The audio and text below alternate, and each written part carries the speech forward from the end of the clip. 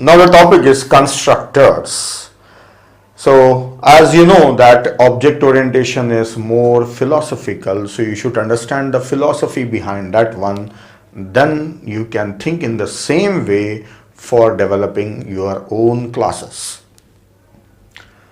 Now I am going to talk about constructors, but before explaining you what is the meaning of constructor, what is the purpose of constructor, I'll give you some example and show you the problem in the example. Already I have a class rectangle with length and breadth, and these accessor and mutator methods functions are available. Now I will create an object of rectangle, void main. Inside the main function I am doing this. So rectangle R. So I have created rectangle. So the object of rectangle is created, having length and breadth. So you know this, so I am just scribbling here. I got length and breadth. So I got the object of this class, length and breadth. Along with that, all these functions are also there. Get, set functions, all these functions are also there. Set and get functions are also there. Set length, set breadth. Okay, these functions are there along with this one, but in the memory they are not there, right? So all these functions are also there. Usually we don't show the function, but to make you feel that it's there, I am showing it, I am writing it. Now see the problem. I have created a rectangle. I got length and breadth. What are the values in them? There are no values. Did I initialize? No. They have garbage values. I don't know what they are. Then I want to set length. So I should call this function set length, this function. So I will say r dot set length 10. I will make this as 10. And same way I will say r dot set breadth 5. So I am calling this function which will take this value and set it here. So this is a function, it will set the value 5. Wrong. Philosophically it is totally wrong. How? You have taken a rectangle, created a rectangle. So this was created. Then later you set length and breadth to that one. Okay, no problem. No, there is a problem. What is that? Imagine you have purchased a rectangle. Created a rectangle means you have purchased a rectangle. So from the market you have purchased it. So when you purchase, was it not having any length and breadth?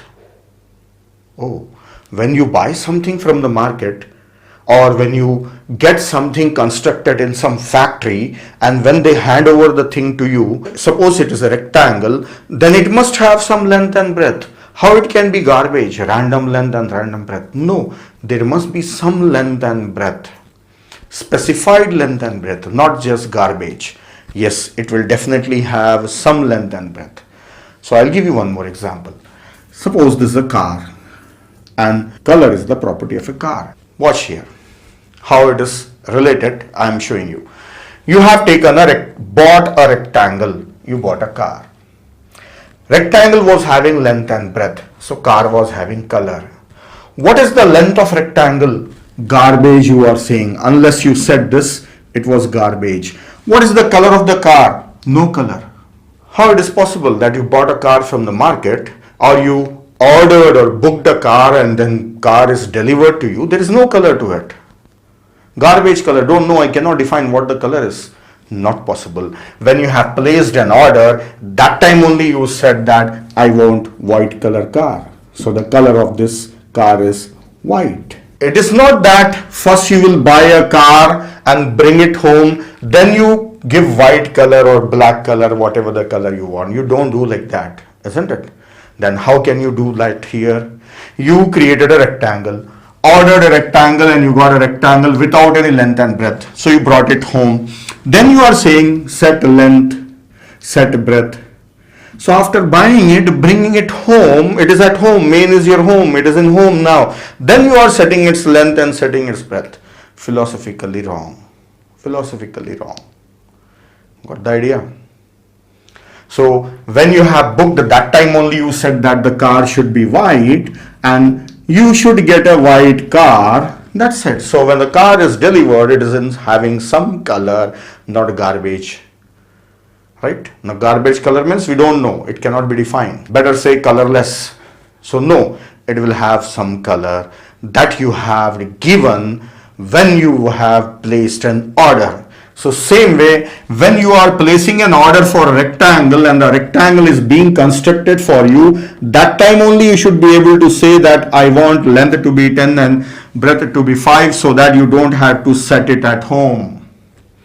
You don't have to set it later at home. That's it. So this is the philosophy behind that one. So I have made it like a storyline and explain you. So hope you can grasp this and remember this always. So we want the length and breadth to be set at the time of construction of that object. So then what we should have inside the class? See what is visible, what is publicly accessible? Functions. So we should have a function which should be automatically called when this object is constructed, so that it take these parameters and assign these values.